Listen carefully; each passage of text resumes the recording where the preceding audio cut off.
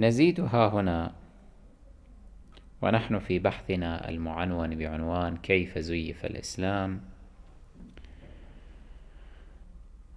أن رسول الله صلى الله عليه وآله بعدما أحبط هذه المؤامرة، وحتى لا يدع للإنقلابيين أية حجة يمكن أن يتشدقوا بها لأجل تعيين أبي بكر من بعد النبي خليفة وحاكما،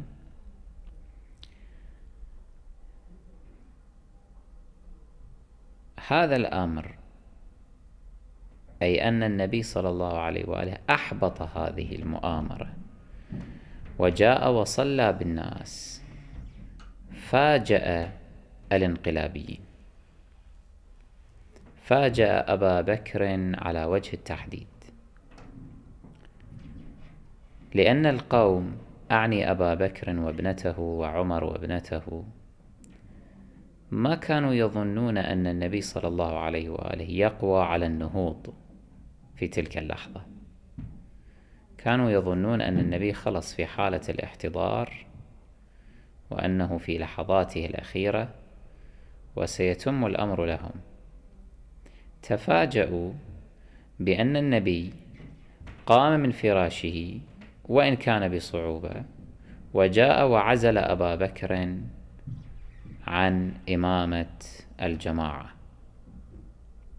هذا الأمر أرعبهم كثيرا، فوجئوا بالتحسن الظاهري الذي ظهر على رسول الله صلى الله عليه وآله، وخشيوا أن يكون السم أو السم الذي جرعوه إياه يزول، وأن النبي صلى الله عليه وآله بإمكانه أن يتغلب على هذا السم، وأنه سيعود من جديد إلى ممارسة مهامه.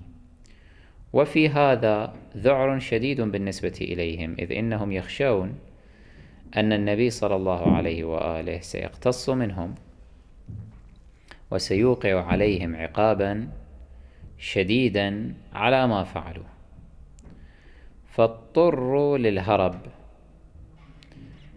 أبو بكر بعدما انتهت هذه الصلاة مباشرة قام من مكانه وخرج خارج المدينة المنورة، لا للالتحاق بجيش أسامة بن زيد امتثالا لأمر رسول الله صلى الله عليه وآله، وإنما عصى ثانية وذهب إلى منطقة في أعالي المدينة المنورة تسمى السنح، بدعوى أن له زوجة هناك أو أمة هناك ينبغي أن يذهب إليها في تلك اللحظات.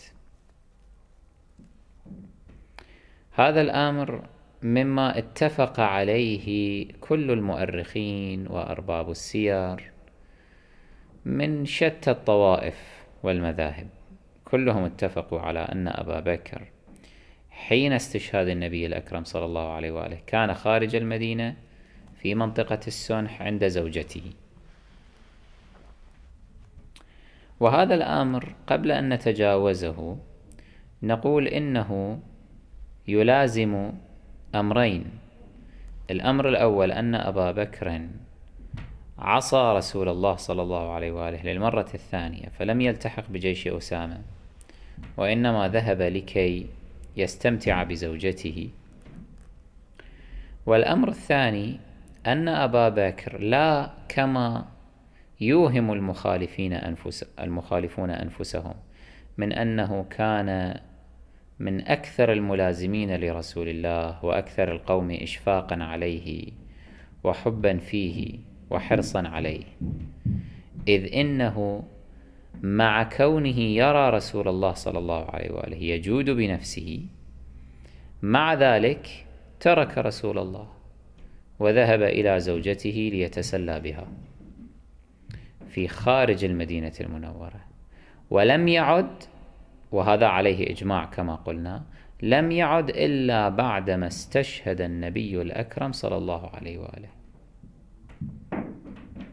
وهذا إن دل على شيئين، فإنما يدل على أن أكذوبة أن أبا بكر تخلف عن جيش أسامة وعاد إلى المدينة المنورة لأنه لم يطق ولم يتحمل أن يكون بعيدا عن رسول الله في هذه الساعات العصيبة في اللحظات الأخيرة من حياته، وأنه أراد أن يكون قريبا منه، نقول هذه الأكذوبة تنسف كلية بما صنعه أبو بكر بعد هذه الصلاة، إذ إنه رغم أنه جاء ورأى النبي على تلك الحال، مع ذلك ترك النبي صلى الله عليه وآله وذهب إلى زوجته وأهمل النبي ولم يعد إلا بعد استشهاده. فأين هو ذلك الحرص والإشفاق؟ أين هي تلك المحبة؟ وأين هو ذلك الإخلاص المدعى والمزعوم؟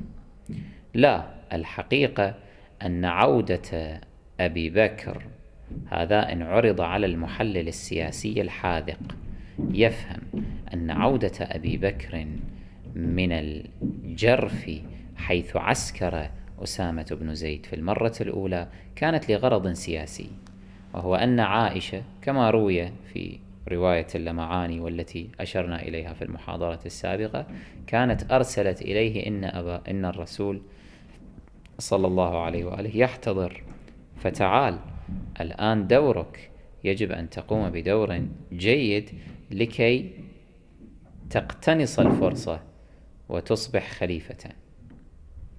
فبالفعل عاد لهذا السبب، لا بدافع الحرص على رسول الله. ولما عاد ووجد أن النبي قد نهض، لا أنه كان في حالة احتضار كلي كما أوهمته عائشة أو كما توهمت عائشة وتوهم من راسله بذلك، فوجئ بهذا الأمر، ولأنه كان قد ارتكب جريمة كبرى بالتواطؤ مع ابنته في تزوير أمر رسول الله صلى الله عليه وآله وتعيين نفسه إماما للجماعة، فإنه أراد أن يفر من عقاب رسول الله، فقفل راجعا وخرج خارج المدينة المنورة وذهب إلى زوجته في منطقة السنح في أعالي المدينة المنورة. فإذا سفره الثاني يكشف عن عدم حرصه على البقاء إلى جوار رسول الله صلى الله عليه وآله، وأنه إنما أراد الفرار من أمر ما كان يخشاه. على أي حال، كما قلنا، خروج رسول الله صلى الله عليه وآله ونهوضه في تلك اللحظة وقيامه وصلاته بالناس شكل مفاجأة وصدمة للإنقلابيين الذين كانوا يظنون أن رسول الله يموت ويرحل عن الدنيا، فخشيوا على أنفسهم وخشوا من أن يكون الرسول صلى الله عليه وآله يعود إلى صحته وعافيته تدريجيا، فهربوا. حتى عائشة كما سنثبته إن شاء الله في سياق كلامنا كانت قد هربت وخبأت نفسها في مكان ما. التطور الآخر الذي حصل يوم الاثنين، وهو يوم استشهاد النبي صلى الله عليه وآله ويوم قيام المجموعة الانقلابية بتقديم أبي بكر للصلاة بالناس ومحاولة إتمام هذه المؤامرة، التطور الذي حصل وأربك الانقلابيين إلى أبعد حد ومدى هو أن رسول الله صلى الله عليه وآله عند اشتداد ضحى ذلك اليوم بالفعل قد استشهد، وعرجت روحه الطاهرة إلى بارئها إلى السماوات العلى. هذا الأمر أربكهم. لماذا؟ لأنه كما قلنا صار هنالك تبدل في التطورات. أولا جاءوا في الليل من معسكر أسامة بناء على إخبارات عائشة وحفصة، الرسائل التي أرسلتهما التي أرسلتها كل من عائشة وحفصة إلى أبويهما عاد أبو بكر وعمر ومن معهم من الانقلابيين، عادوا على أساس أن رسول الله يجود بنفسه وهو يموت. فوجئوا في صلاة الصبح حيث حاولوا أن يكون أبو بكر هو إمام الجماعة، فوجئوا بأن النبي صلى الله عليه وآله قد قام من جديد، فهربوا مسرعين خارج المدينة.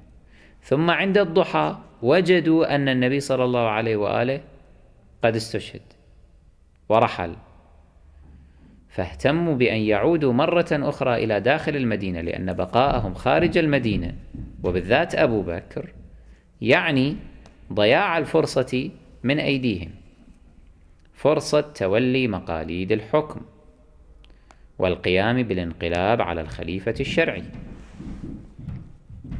كيف أربكهم؟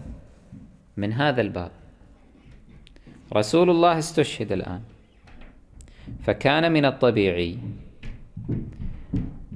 أن الناس في داخل المدينة المنورة، وجوه أهل المدينة، يتوجهون إلى بيت رسول الله، أولا لاستطلاع الحال، وثانيا لتعزية أهل بيت رسول الله للقيام بواجب العزاء. فكل منهم سيأتي ويصافح عليا باعتباره زعيم أهل بيت النبي صلوات الله عليهم ووصيه في أهله، حتى باعتراف المخالفين سيأتي الناس ويصافحوه ويقولون له أحسن الله عزاءك وعظم الله أجرك. وبهذه الحالة سيبايعونه بشكل تلقائي، إذ سيصفو له الجو وستنتقل السلطة انتقالا سلميا طبيعيا تلقائيا من النبي إلى الوصي. النبي صلى الله عليه وآله حينما يستشهد بلا شك كل الأنظار تتوجه إلى أين؟ إلى بيته وإلى أهل بيته، الكل يتوجه إلى هناك، فيكون هذا البيت قبلة وكعبة للناس في تلك المرحلة. هذه نقطة جدا خطيرة ومهمة، أربكت الانقلابيين بكل ما تحملها